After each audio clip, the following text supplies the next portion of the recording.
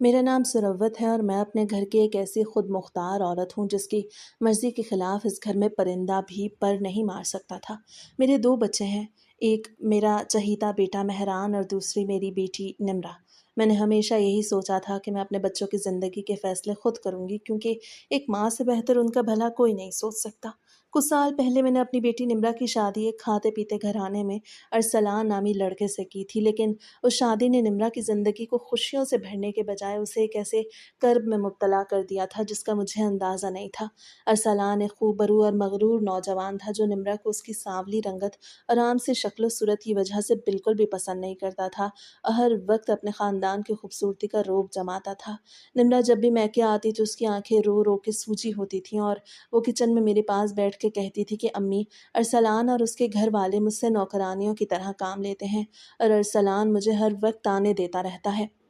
लेकिन तुम हमारे ख़ानदान के मायार की नहीं हो। मैं अपनी जवान बेटी का ये दुख देख के अंदर ही अंदर खून के आंसू रोती थी, लेकिन मसलहत की वजह से खामोश रहती थी क्योंकि मैं नहीं चाहती थी कि मेरी बेटी का घर टूट जाए। मेहरान मेरा इकलौता बेटा था जो अपनी आला तालीम मुकम्मल करने के बाद दूसरे शहर में एक बहुत अच्छी कंपनी में मैनेजर की नौकरी कर रहा था और वो महीने 2 महीने बाद हमसे मिलने घर आता था। उस दिन जब मेहरान घर आया तो उसके चेहरे पर एक अनोखी मुसर्रत थी और वो ड्राइंग रूम में बैठ के बार-बार अपने मोबाइल को देख रहा था जैसे वो किसी ख़ास खबर का इंतज़ार कर रहा हो। मैं उसके लिए चाय और उसके पसंदीदा बिस्किट लेके गई और उसके पास बैठकर उसकी नौकरी और सेहत के बारे में पूछने लगी। मेहरान ने चाय का कप मेज़ पे रखा और एक गहरी सांस लेके मेरी तरफ देखा और कहने लगा कि अम्मी, मैंने अपनी ज़िंदगी का सबसे बड़ा फ़ैसला कर लिया है और अब मैं चाहता हूँ कि आप मेरी शादी की बात आगे बढ़ाएं। मैंने मुस्कुरा कर उसके सर पे हाथ फेरा और कहा कि ये तो बहुत खुशी की बात है मेहरान, मैंने तो पहले ही तुम्हारे लिए अपनी बरादरी में 2-3 लड़कियां देख रखी हैं जो बहुत सलीकामंद हैं। मेहरान ने नफ़ी में सर हिलाया और मेरा हाथ पकड़ के कहने लगा कि अम्मी, मैंने लड़के खुद पसंद कर ली है और मैं सिर्फ उससे शादी करना चाहता हूँ। मैंने हैरत से पूछा कि मेहरान, वो कौन लड़की है और कहाँ रहती है? तो उसने जो नाम लिया उसने मेरे पूरे वजूद को हिला के रख दिया। मेहरान ने बड़े फ़ख्र से कहा कि अम्मी, मैं निम्रा की नंद पलवशा से शादी करना चाहता हूँ और मैंने ये फ़ैसला बहुत सोच समझ के किया है। मेहरान के मुँह से पलवशा का नाम सुनते ही जैसे मेरे पैरों तले से ज़मीन निकल गई और मेरे चेहरे का रंग सफ़ेद पड़ गया। पलवशा अरसलान की सगी बहन थी, यानी इस घर की बेटी जहाँ मेरी निम्रा रोज़ ज़िल्लत की ज़िंदगी गुज़ार रही थी। मैंने गुस्से से मेहरान का हाथ झटक दिया और चीख के कहा कि मेहरान, तुम होश में तो हो? तुम किस लड़की का नाम मेरे सामने ले रहे हो? क्या तुम नहीं जानते कि पलवशा के माँ बाप और उसका भाई अरसलान हमारी निम्रा के साथ क्या सलूक करते हैं और तुम उस मगरूर ख़ानदान की लड़की को इस घर की बहू बना के लाना चाहते हो? मेहरान ने मुझे खामोश कराने की कोशिश की और कहने लगा कि अम्मी, पलवशा अपने घर वालों जैसी बिल्कुल नहीं है। वो एक इंतहाई मासूम और नेक दिल लड़की है। मेहरान ने मुझे बताया कि जब वो निम्रा की शादी में गया था तो वहाँ उसने पलवशा को पहली बार देखा था और पलवशा अपनी सादगी और बेपनाह खूबसूरती की वजह से सबसे अलग लग रही थी। उसी शादी की तकरीब में मेहरान और पलवशा की पहली बार बातचीत हुई और पलवशा ने निम्रा की शादी के कामों में बहुत बढ़ चढ़ के हिस्सा लिया, जिससे मेहरान उसके अखलाक का दीवाना हो गया। मेहरान ने एतराफ़ किया कि वो पिछले 2 साल से पलवशा के साथ राब्ते में हैं और वो दोनों एक दूसरे को अच्छी तरह समझ चुके हैं और पलवशा ने हमेशा अरसलान के रवैये पर अफसोस का इजहार किया है। मैंने मेहरान की एक बात न सुनी और गुस्से से तिल मिला के कहा कि पलवशा जितनी भी अच्छी हो, लेकिन वो इसी खून का हिस्सा है जिसने मेरी बेटी की ज़िंदगी बर्बाद की है और मैं उस ख़ानदान से अब कोई दूसरा रिश्ता कायम नहीं करूँगी। मेहरान ने मुझे समझाने की बहुत कोशिश की कि अम्मी, पलवशा का इस सब में क्या कसूर है, लेकिन मेरा गुस्सा 7वें आसमान पे था। मैंने साफ कह दिया कि अगर तुमने पलवशा का नाम दोबारा इस घर में लिया तो तुम मेरा मरा हुआ मुँह देखोगे। मेहरान ने जब मेरा ये सख्त रवैया देखा तो उसका चेहरा भी लाल हो गया और उसने खामोशी से अपना कप उठाया और अपने कमरे में चला गया। घर का माहौल सेकंडों में एक ऐसे संगीन तूफान में बदल गया जिसकी तपिश पूरे घर में महसूस हो रही थी। मैंने उसी वक्त गुस्से में निम्रा को फ़ोन किया और उसे सब कुछ बता दिया, जिसको सुन के निम्रा फ़ोन पे ही फूट फूट के रोने लगी और कहने लगी कि अम्मी, अगर पलवशा उस घर में आ गई तो मेरी तो कोई औकात ही नहीं रहेगी, क्योंकि पलवशा इतनी खूबसूरत है कि सब उसी के आगे पीछे फिरेंगे। अगले दिन मेहरान ने सुबह सवेरे ही अपना बैग तैयार कर लिया और वह नाश्ते की मेज़ पे आके बैठ गया, लेकिन उसके चेहरे पे एक अजीब सी सर्दी और बेजारी थी।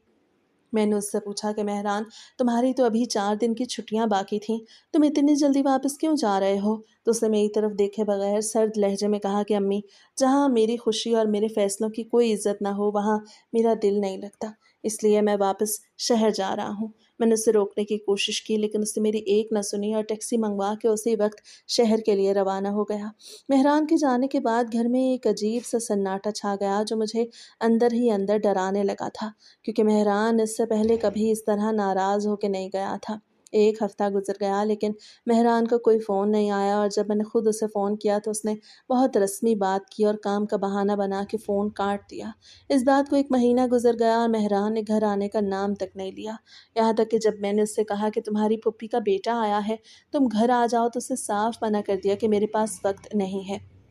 میں مہران کی اس بے رخی سے اندر ہی اندر ٹوٹنے لگی تھی، کیونکہ وہ میرا اکلوتا بیٹا تھا اور میں اس کی اس خاموش بغاوت کو برداشت نہیں کر پا رہی تھی۔ نمرہ بھی روز میرے پاس آتی اور مہران کے رویے پہ پریشان ہوتی تھی، کیونکہ مہران نے نمرہ کا فون اٹھانا بھی بند کر دیا تھا اور وہ سمجھ رہا تھا کہ نمرہ ہی اس شادی کے راستے میں سب سے بڑی رکاوٹ ہے۔ 2 مہینے گزرنے کے بعد میں نے مہران کو دوبارہ فون کیا اور روتے ہوئے کہا کہ مہران، کیا تم اپنی ماں کو اس طرح تڑپاتے رہو گے؟ کیا تم ایک لڑکی کی خاطر اپنی ماں اور بہن کو بھول گئے ہو؟ تو مہران نے بہت سنجیدگی سے کہا کہ امی، میں آپ کو نہیں بھولا، لیکن میں پلوشہ کے بغیر کسی اور لڑکی سے شادی کرنے کا سوچ بھی نہیں سکتا۔ اگر آپ کو پلوشہ قبول نہیں تو میں بھی اب کبھی اس گھر واپس نہیں آؤں گا اور نہ ہی کبھی شادی کروں گا۔ میں اپنی پوری زندگی اسی طرح اکیلے گزار دوں گا۔ مہران کا یہ حتمی فیصلہ سن کے میرے پیروں تلے سے زمین نکل گئی، کیونکہ میں کسی بھی قیمت پہ اپنے بیٹے کو خود سے دور نہیں کرنا چاہتی تھی، اور خاندان میں یہ بات پھیلنے کا ڈر تھا کہ اکلوتا بیٹا ماں سے ناراض ہو کر شہر بیٹھ گیا ہے۔ میں نے رات بھر سوچا اور آخرکار اپنے بیٹے کی ضد کے آگے گھٹنے ٹیکنے کا فیصلہ کر لیا، لیکن میرے دل میں پلوشہ کے لیے محبت کا ایک قطرہ بھی نہیں تھا، بلکہ ایک شدید نفرت نے جنم لے لیا تھا۔ میں نے اگلے دن مہران کو فون کیا اور کہا کہ مہران، تم گھر واپس آ جاؤ، میں تمہاری خوشی کے لیے پلوشہ کا رشتہ لانے کے لیے تیار ہوں۔ جس پہ مہران کی خوشی کا کوئی ٹھکانہ نہ رہا اور اس نے اسی رات کی بس پکڑی اور صبح وہ گھر پہنچ گیا۔ مہران نے آتے ہی مجھے گلے لگا لیا اور وہ یہ سمجھ رہا تھا کہ اس کی ماں نے اس کی پسند کو دل سے تسلیم کر لیا ہے، لیکن وہ میرے دل میں چھپے اس زہر سے بالکل بے خبر تھا جو میں پلوشہ کے لیے پال رہی تھی۔ نمرہ جب گھر آئی تو اسے معلوم ہوا کہ میں رشتہ لے کے جا رہی ہوں تو وہ غصے سے پاگل ہو گئی اور مجھ سے جھگڑنے لگی کہ امی، آپ نے پلوشہ کے آگے ہار مان لی، اور وہ یہاں آ کے مجھ پہ حکومت کرے گی۔ لیکن میں نے نمرہ کو کمرے میں لے جا کے دروازہ بند کیا اور اسے سمجھایا کہ نمرہ، میں نے ہار نہیں مانی، بلکہ میں نے اپنے بیٹے کو واپس لانے کے لیے یہ چال چلی ہے۔ میں نے نمرہ کی آنکھوں میں آنکھیں ڈال کے کہا کہ پلوشہ اس گھر میں صرف ایک بہو بن کے نہیں آئے گی، بلکہ وہ یہاں اپنے بھائی ارسلان کے کیے کی سزا بھگتنے آئے گی، اور میں اس کی زندگی کو ایک ایسا جہنم بنا دوں گی کہ اس کا سارا غرور اور حسن خاک میں مل جائے گا۔ جب ہم پلوشہ کے گھر رشتہ لے کے گئے تو ارسلان اور اس کے والدین کے چہروں پر ایک عجیب سا تکبر تھا، کیونکہ وہ جانتے تھے کہ ان کی بیٹی پلوشہ بہت خوبصورت ہے اور میرا بیٹا اس کے بغیر نہیں رہ سکتا تھا۔ اس لیے انہوں نے ہماری نمرہ کی پرواہ کیے بغیر اس رشتے کے لیے فوراً ہاں کر دی، کیونکہ وہ مہران کی اچھی نوکری اور خاندان سے واقف تھے۔ شادی کی تیاریاں بہت دھوم دھام سے شروع ہو گئیں اور مہران نے اپنی زندگی کی جمع پونجی پلوشہ کے جوڑے اور زیورات پہ لگا دی، تاکہ وہ اپنی دلہن کو دنیا کی ہر خوشی دے سکے۔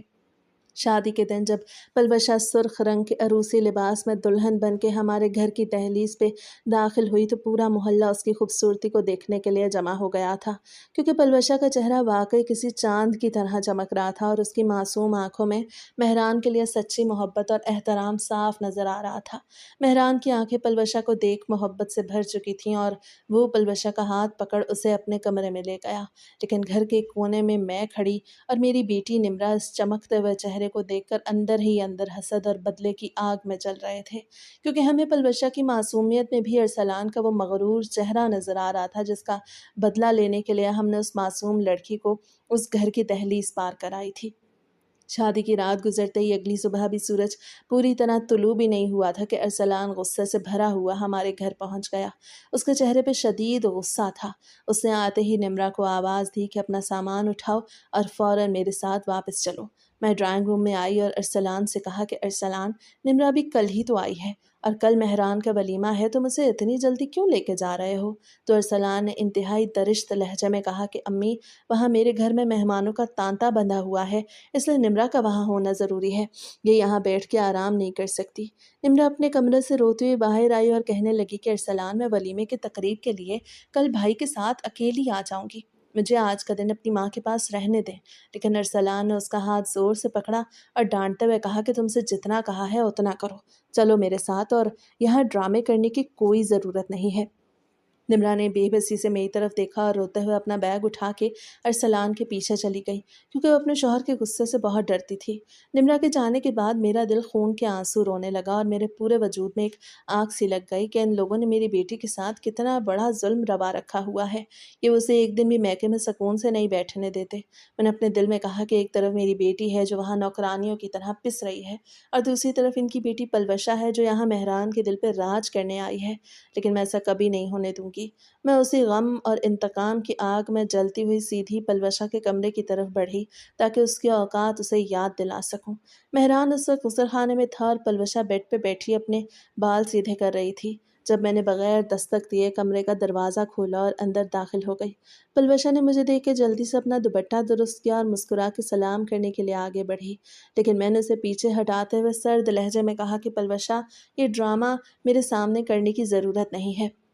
مجھے تمہاری یہ جھوٹی عزت نہیں چاہیے۔ پلوشا میرا یہ سخت رویہ دیکھ کے حیران رہ گئی اور اس کی معصوم آنکھوں میں ایک خوف اتر آیا۔ میں نے اس کی طرف دیکھا اور کہا کہ جو زیور مہران نے تمہیں کل شادی میں پہنایا تھا اور جو تمہارے میکے سے ملا ہے، وہ سارا زیور فوراً اتار کے میرے حوالے کر دو، کیونکہ اس گھر میں اتنا مہنگا زیور کمرے میں رکھنے کی اجازت نہیں ہے۔ یہ سارا میں اپنی الماری میں رکھوں گی۔ مجھے لگا تھا کہ پلوشا اس بات پہ نخرے دکھائے گی یا مہران کا انتظار کرنے کا کہے گی اور مجھ سے بحث کرے گی، جس پر میں گھر میں ایک بہت بڑا طوفان کھڑا کر دوں گی، لیکن پلوشا نے ایک لفظ بھی نہیں کہا۔ اس نے انتہائی خاموشی اور اطاعت گزاری سے اپنے گلے کا ہار، کانوں کے جھمکے اور ہاتھوں کی چوڑیاں اتاری اور ایک ڈبے میں رکھ کے بہت احترام سے میرے ہاتھوں میں تھما دی۔ پلوشا کی اس شرافت نے میرے اندر سے مزید چڑچڑا کر دیا، کیونکہ میں چاہتی تھی کہ وہ کوئی غلطی کرے اور میں اسے مہران کی نظروں میں گرا سکوں۔ میں نے زیور کا ڈبہ پکڑا اور اس کے جہیز کی چیزوں کی طرف اشارہ کرتے ہوئے کہا کہ یہ جو تم اتنا سارا سامان اپنے ساتھ لے کے آئی ہو، اس میں سے قیمتی کمبل، کچن کے نئے برتن اور ڈنر سیٹ نکال کے باہر رکھو، کیونکہ وہ سب اب گھر کے عام استعمال میں آئیں گے۔ پلوشا نے مسکرا کے سر جھکایا اور کہا، جی امی، یہ سب استعمال ہی کا ہے، آپ کو جو چیز پسند ہے وہ آپ لے لیں اور استعمال کریں۔ اسے خود اپنے ہاتھوں سے جہیز کے قیمتی سوٹ، کمبل اور کچن کا مہنگا سامان نکالا، جس میں سے کچھ چیزیں میں نے اپنے کمرے کے لیے رکھ لیں اور کچھ کچن کی الماریوں میں سجا دیں۔ پلوشا نے مہران کے سامنے بھی اس بات کا کوئی تذکرہ نہیں کیا، اور جب مہران نے اس سے زیور کے بارے میں پوچھا تو پلوشا نے بہت پیار سے کہا کہ امی نے حفاظت کے لیے اپنے پاس رکھ لیا ہے، جس سے مہران بھی مطمئن ہو گیا اور میں اندر ہی اندر جل کے رہ گئی۔ اگلے دن مہران کے ولیمے کی تقریب بہت شاندار طریقے سے انجام پا گئی، جہاں پلوشا انتہائی سادہ لباس اور بغیر زیور کے بھی اتنی خوبصورت لگ رہی تھی کہ ہر کوئی اس کی تعریفیں کر رہا تھا، جبکہ نمرا ایک کونے میں منہ بسورے بیٹھی تھی اور ارسلان بار بار اسے لوگوں کے سامنے ٹوک رہا تھا، جس سے نمرا کا چہرہ مزید اتر گیا تھا۔ ولیمے کے 2 دن بعد نمرا اچانک شام کے وقت روتی ہوئی ہمارے گھر پہنچی تو اس کی حالت دیکھ میرا کلیجہ منہ کو آ گیا۔ اس کی آنکھیں سوجی ہوئی تھیں، اس کے ہاتھ پاؤں تھکن سے کانپ رہے تھے۔ وہ گھر میں داخل ہوتے ہی میرے گلے لگ کے پھوٹ پھوٹ کے رونے لگی اور کہنے لگی کہ امی، میں اب اس گھر واپس کبھی نہیں جاؤں گی۔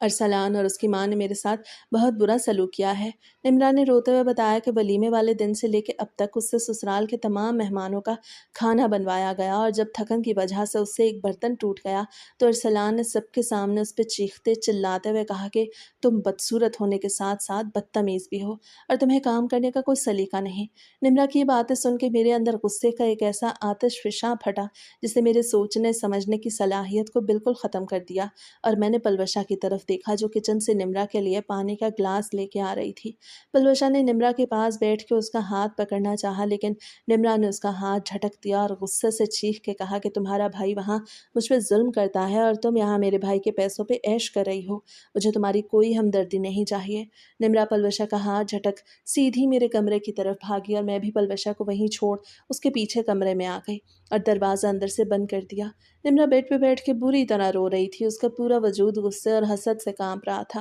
اسے میرا ہاتھ مضبوطی سے پکڑا اور میری آنکھوں میں آنکھیں ڈال کے کہنے لگی کہ امی، آپ کو مجھ سے وعدہ کرنا ہوگا کہ آپ اس پلوشا کو اس گھر میں کبھی سکون سے نہیں رہنے دیں گی۔ نمرا نے روتے ہوئے کہا، جیسے میں اپنے سسرال میں ارسلان کے طعنے سن کے تڑپتی ہوں اور خون کے آنسو روتی ہوں، ویسے ہی یہ پلوشہ بھی یہاں ایک ایک پل کو ترسے گی اور آپ اس کی زندگی کو ایسا جہنم بنائیں گی کہ اس کا سارا حسن اور غرور خاک میں مل جائے گا۔ میں نے اپنی بیٹی کے چہرے پہ لکھی بے بسی دیکھی تو میرا دل بھی پتھر کا ہو گیا، اور میں نے اس کے سر پہ ہاتھ رکھ کے کہا کہ نمرا، میں تم سے وعدہ کرتی ہوں کہ جب تک پلوشہ اس گھر میں ہے وہ کبھی سکھ کا سانس نہیں لے سکے گی، اور میں اس کا وہ حال کروں گی کہ ارسلان خود یہاں آ کر میرے پیروں میں گرے گا۔ ہم دونوں نے کمرے میں بیٹھ کے پلوشہ کی زندگی عذاب بنانے کا پورا خاکہ تیار کر لیا، اور اس کا آغاز اگلے ہی دن سے ہو گیا جب مہران کی چھٹیاں ختم ہو گئیں اور اسے اپنی نوکری کے سلسلے میں دوسرے شہر واپس جانا تھا۔ مہران پلوشہ سے دور نہیں جانا چاہتا تھا، لیکن نوکری کی مجبوری تھی اور اس کا اصول تھا کہ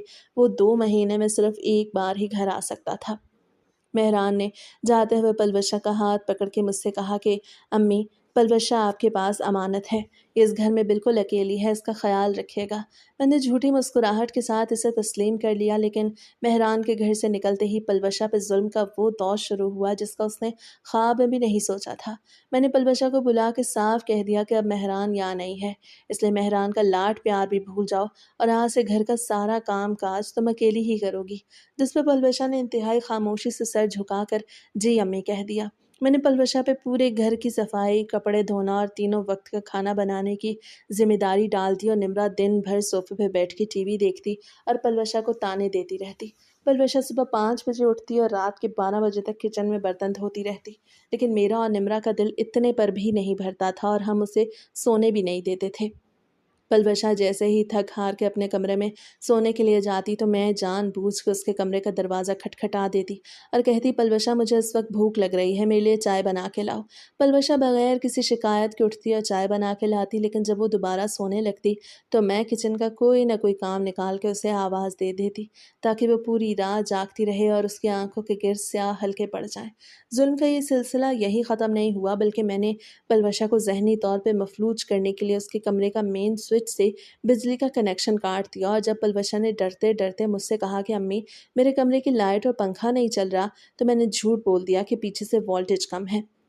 اور وائرنگ خراب ہو گئی ہے، اس لیے تمہیں ایسے ہی گزارا کرنا ہوگا۔ پلوشہ سخت گرمی کے موسم میں بغیر پنکھے کے پوری رات اندھیرے کمرے میں بیٹھ کے گزارتی تھی، لیکن وہ مہران کو فون پہ کچھ نہیں بتاتی تھی کیونکہ وہ نہیں چاہتی تھی کہ اس کا شوہر دور بیٹھ کے پریشان ہو۔ پلوشہ جب بھی مہران سے بات کرتی تو اپنی تکلیف چھپا کے کہتی کہ وہ بہت خوش ہے اور ساس اس کا بہت خیال رکھتی ہے، اور یہی پلوشہ کی سب سے بڑی غلطی تھی کیونکہ مہران ہماری حقیقت سے بالکل بے خبر رہا۔ 1 مہینہ اسی طرح ظلم و ستم میں گزر گیا، لیکن ہم نے دیکھا کہ پلوشہ ہر ستم انتہائی خاموشی سے برداشت کر رہی تھی اور اس کے ماتھے پہ کبھی ایک شکن تک نہیں آئی تھی۔ وہ صبح اٹھ کے چپ چاپ سارے کام کرتی اور رات کو اندھیرے کمرے میں جا کے سو جاتی، لیکن اس کا یہ حد سے زیادہ صبر اور اس کی یہ خاموشی اب مجھ سے اور نمرا سے بالکل برداشت نہیں ہو رہی تھی۔ ہم چاہتے تھے کہ وہ چیخے چلائے یا مہران سے ہماری شکایت کرے تاکہ ہم مہران کے سامنے اسے بدتمیز ثابت کر سکیں، لیکن پلوشہ کے اس خاموش رویے نے ہماری ہر چال کو ناکام بنا دیا تھا،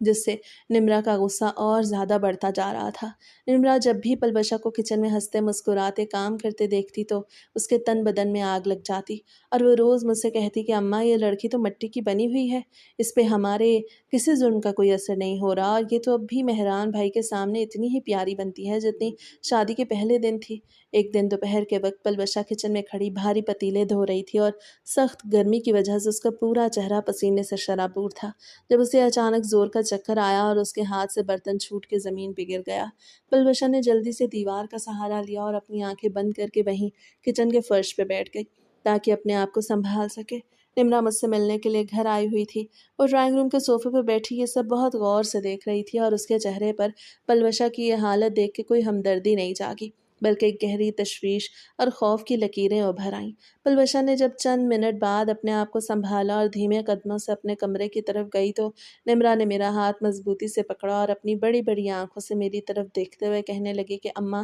اگر یہ پلوشہ امید سے ہو گئی تو پھر تو سمجھو کہ ہمارا اس گھر میں سب کچھ ہی ختم ہو گیا۔ निम्रा ने घबराहट में अपनी बात जारी रखते हुए कहा कि अगर इसके यहाँ औलाद हो गई और मेहरान भाई का बच्चा इस दुनिया में आ गया तो भाई तो पलवशा के और ज़्यादा गुलाम हो जाएंगे, और फिर पलवशा इस घर की मुस्तकिल मलिका बन जाएगी, जिसके बाद हम चाह के भी उसको इस घर से कभी नहीं निकाल सकेंगे। इसलिए भाई के वापस आने से पहले ही इसका कुछ मुकम्मल और ऐसा पक्का बंदोबस्त क्यों नहीं कर देती आप कि ये जड़ से ही ख़त्म हो जाए। बेटी की ये बात सुन मैं वापस एक बहुत गहरी और तारीक सोच में पड़ गई, और मेरे जहन में भी खतरे की घंटियां बजने लगीं। मैंने निम्रा की तरफ देखा और कहा, तुम बिल्कुल ठीक कह रही हो निम्रा। अगर मेहरान के आने से पहले हमने कुछ ना किया तो बाजी हमारे हाथ से हमेशा के लिए निकल जाएगी, और मेहरान पलवशा की मोहब्बत में इतना अंधा हो जाएगा कि वो हमारी शक्ल देखना भी पसंद नहीं करेगा। इसलिए मैंने अब सोच लिया है कि बाकायदा इसका कोई ऐसा इंतज़ाम करना ही पड़ेगा कि ये खुद यहाँ से अपना बोरिया बिस्तर गोल करके भागने पर मजबूर हो जाए। निम्रा ने सर हिलाया और कहने लगी, अम्मा ये लड़की इतनी आसानी से जाने वाली नहीं है, ये बहुत ढीठ है और मेहरान भाई की मोहब्बत में हर तकलीफ़ काट लेगी, लेकिन यहाँ से खुद कभी नहीं जाएगी। इसलिए हमें अब कोई ऐसा रास्ता चुनना होगा जिसकी इस मासूम को कानो कान खबर भी ना हो और वो अंदर ही अंदर खोखली हो जाए। निम्रा ने अपने चेहरे पे एक इंतहाई मक्काराना और शैतानी मुस्कुराहट लाते हुए मेरे मज़ीद करीब आकर सरगोशी के अंदाज में कहा कि अम्मा, क्यों ना हम इस पे कोई ऐसा सख्त काला जादू कर दें कि बिल्कुल बिस्तर से लग के रह जाए, और उसका ये चमकता हुआ चेहरा जो सबको अपनी तरफ खींचता है, इसे देख के ही मेहरान भाई को घिन आने लगे। निम्रा का मशवरा था कि जब ये जादू के असर से हर वक्त बीमार, चिड़चिड़ी और बदसूरत हो जाएगी तो कुछ अरसे में मेहरान भाई खुद ही इसकी इस हालत से तंग आकर इसे हमेशा के लिए छोड़ देंगे, और इसे मेहरान की नज़रों से गिराने और इसकी ज़िंदगी बर्बाद करने का इससे बेहतरीन तरीका कोई और हो ही नहीं सकता, क्योंकि जादू का वार कभी खाली नहीं जाता, और अरसलान को भी पता चल जाएगा कि हमारी निम्रा को रुलाने का अंजाम क्या होता है। निम्रा की ये बात मुझे वाकई समझ आई, और मेरे दिल में पलवशा के लिए छुपी नफरत और इंतकाम की आग ने इस नापाक मशवरे को फ़ौरन कबूल कर लिया, क्योंकि मैं अपनी बेटी को खुश देखने के लिए दुनिया के किसी भी गुनाह और किसी भी हद तक जाने को तैयार थी। मैंने निम्रा का हाथ चूमा और इंतहाई सर्द और खौफनाक लहजे में कहा कि मैं कल ही शहर के उस पुराने आमिल के पास जाऊंगी जो इस तरह के ख़ानदान उजाड़ने वाले काम का माहिर जाना जाता है, और जिसका किया हुआ जादू पत्थर पे लकीर होता है। हम दोनों माँ बेटी ने पलवशा की तबाही का ये नया और आखिरी मंसूबा कमरे के बंद दरवाज़ों के पीछे तैयार कर लिया, और अब हमें सिर्फ इस बात का इंतज़ार था कि मेहरान के वापस आने से पहले हम पलवशा पे वो काला सहर चला दें जो उसकी ज़िंदगी को हमेशा के लिए अंधेरे में धकेल दे, और अरसलान का पूरा ख़ानदान अपनी बेटी की यह हालत देखकर खून के आंसू रोए, जिसका बदला लेने के लिए मैंने अपनी ही बहू को निशाना बनाने का फ़ैसला कर लिया था। और मेरे दिल से एक माँ होने के नाते मेहरान का खौफ भी बिल्कुल ख़त्म हो चुका था, क्योंकि मेरी आंखों पर उस वक्त सिर्फ और सिर्फ बदले का खून सवार था। शाम के वक्त जब पलवशा चाय का कप लेके मेरे कमरे में आई तो उसके चेहरे पे अभी भी वही मासूमियत और थकन थी जो पिछले 1 महीने से उसका मुकद्दर बनी हुई थी। लेकिन वो ये नहीं जानती थी कि अब उसके खिलाफ जो जाल बुना जा चुका है वो उसकी जान लेके ही छोड़ेगा। मैंने अपने दिल में पक्का इरादा कर लिया कि कल सुबह का सूरज निकलते ही मैं उस आमिल के डेरे पे पहुंच जाऊंगी, चाहे इसके लिए मुझे अपने घर का सारा जेवर ही क्यों ना बेचना पड़ जाए, क्योंकि मुझे हर कीमत पे पलवशा का वो चमकता हुआ हुस्न खाक में मिला हुआ देखना था जो मेरी बेटी की बर्बादी का सबब बना हुआ था। निम्रा भी पलवशा को देख के अंदर ही अंदर मुस्कुरा रही थी, क्योंकि वो जानती थी कि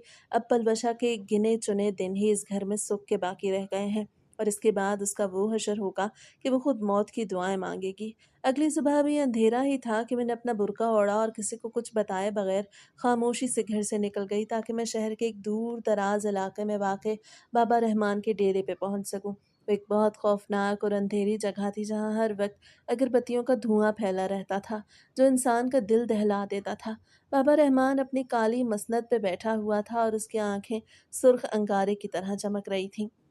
जब मैंने उसके सामने बैठ के अपनी बेटी निम्रा पे उसके ससुराल वालों के जुल्म का जिक्र किया और बताया कि अरसलान मेरी बेटी को कितना तड़पा रहा है, तो वो हौलनाक तरीके से हंसने लगा। बाबा रहमान ने अपनी काली किताब खोली और कुछ देर हिसाब लगाने के बाद मेरी तरफ देखा और कहने लगा, इस काम के लिए तुम्हें मुझे पलवशा के मखसूस अय्याम यानी उसके हैज़ का खून आलूद कपड़ा या मवाद ला के देना होगा, क्योंकि उस नापाक मवाद पे किया जाने वाला चिल्ला कभी नाकाम नहीं होता, और इससे उस लड़के का खून अंदर ही अंदर जहर बन जाएगा। मैंने बाबा रहमान को भारी रकम दी और वहाँ से सीधी घर वापस आ गई, जहाँ पलवशा अकेली किचन में काम कर रही थी। इसी दोपहर निम्रा अपने ससुराल से लड़ भिड़ के हमारे घर पहुंची। वो मुझसे मिले बगैर गुस्से में सीधी घर के पिछले कमरे में चली गई। मैंने भी उसे उस वक्त तंग करना मुनासिब नहीं समझा, इसीलिए अपने कमरे में आ गई। लेकिन शाम के वक्त जब मैं आंगन में गई तो मेरी नज़र उसी काले शॉपर पे पड़ी जो कचरे के डिब्बे के नीचे छुपा हुआ था। क्योंकि पलवशा अभी-अभी किचन का काम ख़त्म करके अपने कमरे में गई थी, इसलिए मुझे यकीन था कि ये शॉपर उसी का है। मैंने जल्दी से वो काला शॉपर उठाया और जब उसे खोला तो उसके अंदर कपड़े में लिपटा हुआ खून आलूद पैड मिल गया, जिसे देख के मेरी आँखों में एक वहशियाना चमक उभर आई, क्योंकि मैं समझी कि मेरा निशाना बिल्कुल पक्का लग गया है और ये पलवशा का ही खून है। मैंने वो शॉपर जल्दी से अपने बुर्के में छुपाया और अपने कमरे की अलमारी में बंद कर दिया, ताकि रात होते ही मैं अपना काम शुरू कर सकूँ। रात के 12 बजे जब पलवशा और निम्रा अपने-अपने कमरों में सो गईं तो मैंने अपने कमरे का दरवाज़ा अंदर से बंद किया और अलमारी से वो काली हांडी निकाली जो मैं बाबा रहमान से लेके आई थी। मैंने उस काली हांडी के अंदर पलवशा का खून समझ के वो नापाक मवाद डाल दिया और उसके इर्द-गिर्द काले कोयले रख के अगरबत्तियाँ जलाई तो पूरे कमरे में एक हौलनाक और भारी भू फैल गई। लेकिन मेरे सर पे बदले का भूत सवार था, इसलिए मैंने काली किताब सामने रखी और अपना चिल्ला काटना शुरू कर दिया। चिल्ला काटने के बाद अभी अगली सुबह का सूरज पूरी तरह निकला भी नहीं था कि हमारे घर के दरवाजे ज़ोर ज़ोर से दस्तक होने लगी। मैंने जल्दी से जाकर दरवाज़ा खोला तो सामने अरसलान खड़ा था। अरसलान के चेहरे पे कोई गुस्सा या तकब्बुर नहीं, बल्कि वो बहुत शराफत और मोहब्बत से निम्रा को लेने के लिए खुद चल के आया था, क्योंकि वो अपनी बीवी का बहुत ख्याल रखता था। निम्रा रात भर की सुस्ती और गनूदगी की वजह से निढाल हुई थी, लेकिन जब अरसलान ने उसे बहुत आराम से कहा कि निम्रा चलो अब घर वापस चलें, वहाँ सब तुम्हारा इंतज़ार कर रहे हैं और घर की रौनक तुम्हारे बगैर अधूरी है, तो निम्रा ने मुंह बनाते हुए अपना बैग उठाया और अरसलान के साथ चली गई। निम्रा अपने ससुराल वालों से अलग होने के लिए रोज़ झगड़े करती थी, लेकिन मेरे सामने वो हमेशा अरसलान को जालिम बना के पेश करती थी, ताकि मैं उसकी हमदर्दी हासिल कर सकूं, और मैं उसके झूठ को समझकर पलवशा से बदला लेने की आग में जल रही थी। निम्रा के जाने के बाद मैं बड़ी बेसब्री से पलवशा के कमरे की तरफ देख रही थी और इंतज़ार कर रही थी कि अब बाबा रहमान के जादू का असर शुरू होगा और पलवशा तड़पते हुए अपने कमरे से बाहर निकलेगी, लेकिन दूर तक ऐसा कुछ भी नहीं हुआ। पलवशा रोज़ की तरह किचन में आई, उसने पूरे घर की सफाई की और इंतहाई पुरसकून अंदाज में खाना बनाकर मेरे सामने रख दिया, जैसे उसे कोई तकलीफ़ ही ना हो। पलवशा के चेहरे पे वही पुराना नूर और मासूमियत कायम थी, जिसे देखकर मेरे दिमाग में कई तरह के सवाल उठने लगे कि बाबा रहमान का वो हौलनाक जादू पलवशा पे असर क्यों नहीं कर रहा था, जबकि बाबा ने कहा था कि ये जादू इंसान के खून को अंदर से सड़ा देता है। मैं इसी सोच में गुम बैठी थी कि शाम के वक्त अचानक मेरे मोबाइल की घंटी बजी और स्क्रीन पे मेरे चहीते बेटे महराम का नाम चमक रहा था। मैंने जल्दी से फ़ोन उठाया तो दूसरी तरफ से उसकी आवाज़ आई जो बहुत कमज़ोर थी। उसे हाँफते हुए कहा कि अम्मा, मेरी तबीयत अचानक कुछ ख़राब हो गई है और मुझे बहुत तेज़ बुखार हो गया है, जिसकी वजह से मुझसे बिस्तर से उठा भी नहीं जा रहा। मेहरान की ये बात सुन के मैंने घबरा के पूछा कि तुम्हें अचानक बुखार कैसे हुआ? तो उसे कहा कि अम्मा, मुझे नहीं मालूम, लेकिन मुझे बहुत सर्दी लग रही है। आप खुदा के लिए पलवशा को चंद दिन के लिए मेरे पास इस शहर भेज दें, क्योंकि इस हालत में मुझे मेरी बीवी की ज़रूरत है और मैं उसके बगैर अकेला यहाँ नहीं रह सकता। मेहरान ने जैसे ही पलवशा को अपने पास बुलाया तो पलवशा ड्राइंग रूम के दरवाजे पर खड़ी मेहरान की ये बातें सुन रही थी, और जैसे ही मेहरान ने अपने बुखार का जिक्र किया, पलवशा की आंखों से मेहरान की मोहब्बत में आंसू बहने लगे। उससे बगैर किसी खौफ के मेरे सामने आके कहा कि अम्मी, मेहरान को बहुत तेज़ बुखार है, मैं एक पल भी यहाँ नहीं रुक सकती, मुझे अभी के अभी मेहरान के पास शहर जाने की इजाज़त दें, क्योंकि उनकी देखभाल करने वाला वहाँ कोई नहीं है। मैं पलवशा की बात सुन के बिल्कुल सुन्न हो चुकी थी, इसलिए मैंने खामोशी से सर हिला दिया और पलवशा ने उसी वक्त अपना एक छोटा-सा बैग तैयार किया और रात की आखिरी बस पकड़ के मेहरान के पास दूसरे शहर के लिए रवाना हो गई, जहाँ मेहरान उसका इंतज़ार कर रहा था और मैं घर में बिल्कुल अकेली रह गई। पलवशा के जाने के बाद अभी 2 दिन ही गुज़रे थे कि निम्रा के ससुराल से अरसलान का दोबारा फ़ोन आया और उसकी आवाज़ में एक अजीब-सा खौफ और परेशानी थी, जिसने मेरे दिल की धड़कन को रोक दिया। अरसलान ने रोते हुए कहा कि अम्मी, कल रात जब से निम्रा यहाँ आई है, उसकी तबीयत अचानक इतनी ज़्यादा बिगड़ गई है कि वो बिस्तर से लग चुकी है। उसका पूरा जिस्म काला पड़ता जा रहा है, यहाँ तक कि डॉक्टर्स भी उसकी बीमारी को समझने से बिल्कुल कासिर हैं, और वो बार बार तड़पते हुए आपका नाम ले रही है। ارسلان کی یہ بات سن کے میرے ہاتھ سے موبائل چھوٹ کے زمین پہ گر گیا اور میں اپنے کمرے کے فرش پہ بیٹھ کے سوچنے لگی کہ آخر یہ سب کیا ہو رہا ہے، کیونکہ میں نے جادو پلوشہ پہ کیا تھا اور مہران کو تو صرف معمولی بخار ہے، لیکن یہاں میری اپنی بیٹی نمرا اپنے ہی سسرال میں بستر سے لگ کے روز بروز موت کے منہ میں جا رہی تھی، اور جادو کا وہ وار پلوشہ کو چھوئے بغیر میری اپنی بیٹی کی زندگی کو نگلنے کے لیے تیار کھڑا تھا، جس نے مجھے ہولناک خوف میں مبتلا کر دیا تھا۔ لیکن ابھی تک میں اس کی اصل وجہ سے بالکل انجان تھی کہ یہ سب میرے اپنے ہی عمل کی وجہ سے ہو رہا ہے۔ پلوشہ کو مہران کے پاس شہر جانے کے بعد اب 15 دن کا عرصہ گزر چکا تھا، اور مہران کا بخار تو پلوشہ کی دیکھ بھال کی وجہ سے بالکل ٹھیک ہو گیا تھا، لیکن یہاں نمرا کے سسرال سے آنے والی خبروں نے میرے ہوش اڑا دیے تھے۔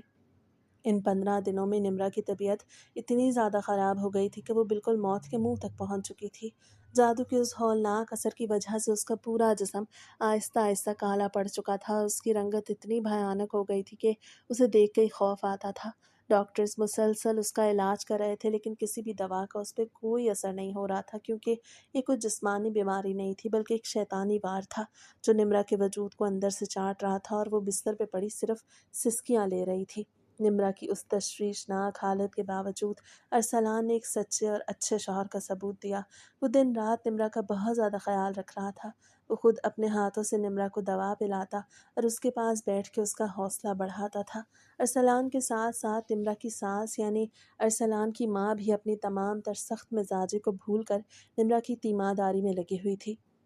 وہ نمرا کے کپڑے بدلتی، اس کے لیے ہلکی غذا بناتی اور راتوں کو جا کر اس کے سر پہ پانی کی پٹیاں رکھتی تھی۔ سسرال والوں کا یہ مخلص رویہ دیکھ کے محلے کے لوگ بھی حیران تھے، کیونکہ نمرا نے ہمیشہ ان کے خلاف جھوٹے ڈرامے کیے تھے، لیکن اس مشکل وقت میں وہی لوگ نمرا کے لیے فرشتہ بن کے کھڑے تھے، جبکہ میں اپنی بیٹی کی یہ حالت دیکھ کے پاگل ہو رہی تھی۔ نمرا کی روز بروز بگڑتی ہوئی حالت اور اس کے کالے پڑتے ہوئے جسم کو دیکھ کے مجھ سے اب اپنے گھر میں اکیلے نہیں رہا جا رہا تھا، اس لیے میں بھی اپنا سارا سامان سمیٹ کے نمرا کے سسرال ہی جا کے رہنے لگی، کیونکہ میری بیٹی اپنی آخری سانسیں لے رہی تھی اور میں اسے ایک پل کے لیے بھی اپنی آنکھوں سے دور نہیں کرنا چاہتی تھی۔ وہاں جا کے جب میں نے ارسلان اور اس کی ماں کو نمرا کے لیے روتے اور دعائیں مانگتے دیکھا تو میرے دل پہ ایک بہت بڑا بوجھ آن گرا کہ جس خاندان کو مٹانے کے لیے میں نے کالی ہانڈی کا چلہ کاٹا، وہ لوگ تو میری بیٹی کے سچے ہمدرد نکلے، اور نمرا نے صرف اپنی کام چوری اور ضد کی وجہ سے ان کو بدنام کیا تھا۔ میں روز نمرا کے سرہانے بیٹھ کے روتی،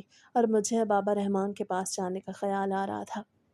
تاکہ میں کسی طرح اس جادو کو روک سکوں، کیونکہ پلوشہ تو مہران کے پاس دوسرے شہر میں بالکل محفوظ اور خوش تھی، جبکہ میری اپنی بیٹی یہاں نمرا کے سسرال میں موت اور زندگی کی جنگ لڑ رہی تھی۔ میں نمرا کی اس بھیانک حالت کو مزید نہ دیکھ سکی۔ اس کا وجود جو کبھی رونقوں سے بھرا ہوتا تھا اب کالے پڑتے ہوئے دھبوں اور مسلسل کراہوں میں سمٹ چکا تھا۔ ارسلان اور اس کی ماں کی بے لوث محبت دیکھ کر میرا ضمیر مجھے ہر پل ملامت کرتا کہ میں کس قدر اندھی ہو چکی تھی۔ سچ تو یہ تھا کہ ارسلان نے کبھی نمرا پہ ہاتھ نہیں اٹھایا تھا، اور نہ ہی اس کی ماں نے کبھی اسے نوکرانی سمجھا تھا۔ نمرا کی سستی، اس کی جھوٹی کہانیاں اور مجھ سے ہمدردی حاصل کرنے کا یہ خطرناک کھیل آج ایک ایسی آگ بن چکا تھا جس میں میری ہی بیٹی جل رہی تھی۔ میں نے ایک لمحہ ضائع کیے بغیر ارسلان سے جھوٹ بولا کہ مجھے کچھ ضروری کام سے شہر جانا ہے،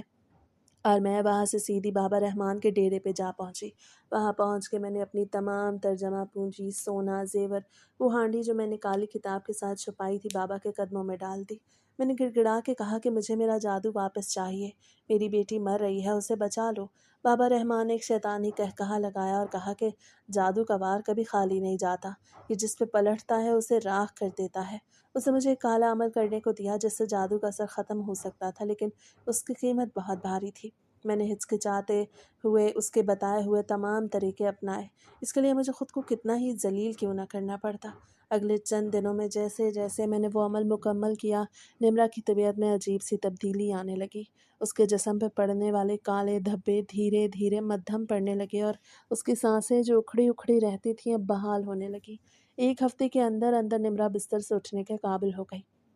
جس دن نمرا نے پہلی بار خود اٹھ کے پانی کا گلاس پیا، ارسلان اور اس کی ماں کی آنکھوں میں خوشی کے آنسو تھے، لیکن نمرا کی آنکھوں میں شرمندگی تھی۔ وہ جان چکی تھی کہ اس کی یہ حالت کسی اور کی وجہ سے نہیں بلکہ اس کے اپنے جھوٹ اور میری انتقامی کارروائی کا نتیجہ تھی۔ اس نے مجھے اکیلے میں بلایا اور روتے ہوئے معافی مانگی کہ اس نے اپنی سستی اور حسد کی آگ میں مجھے بھی شامل کیا اور ہم دونوں نے مل کے کتنی بڑی حماقت کی تھی۔ جب نمرا مکمل طور پر صحت یاب ہو گئی تو میں نے مہران اور پلوشا کو واپس بلا لیا۔ مہران جب پلوشا کو لے کے گھر آیا تو میں نے آگے بڑھ کے پلوشا کو گلے سے لگا لیا۔ پلوشا جو ابھی بھی اپنی اس معصومیت کے ساتھ تھی، میری اچانک تبدیل شدہ محبت دیکھ کے حیران تھی، لیکن اس نے بھی مجھے ماں کا درجہ دے کے معاف کر دیا۔ میں نے مہران کے سامنے پلوشا سے اپنے کیے کی معافی مانگی اور اسے یقین دلایا کہ اب اس گھر میں سے کوئی کام کرنے پہ مجبور نہیں کرے گا، بلکہ وہ اب اس گھر کی ملکہ بن کے رہے گی۔ آج ہمارا گھر دوبارہ خوشیوں سے بھر گیا ہے۔ نمرا اب اپنے سسرال میں ارسلان کے ساتھ بہت خوش ہے، کیونکہ اب اس نے خود اپنے سسرال والوں کی قدر کرنا سیکھ لیا ہے۔ مہران اور پلوشا کی زندگی میں بھی سکون ہے، اور میں اب اپنی باقی زندگی اپنے بچوں کی خوشیوں کی دعا کرنے میں گزار رہی ہوں۔ مجھے اس واقعے نے یہ سبق دیا کہ حسد اور بدلے کی آگ میں جو ہم دوسروں کے لیے کھڈے کھودتے ہیں، آخر کار ہمیں خود ہی اس میں گرنا پڑتا ہے۔ میری بیٹی کی زندگی تو بچ گئی، لیکن وہ دن مجھے آج بھی یاد آتے ہیں جب میں نے ایک معصوم بہو پہ کالا جادو کیا اور اس کے بدلے میں اپنی بیٹی کو کھونے کے دہانے پہنچ گئی۔ اب میں ہر دن اللہ کا شکر ادا کرتی ہوں کہ اس نے میری توبہ قبول کی اور میرے گھر کو دوبارہ اجڑنے سے بچا لیا۔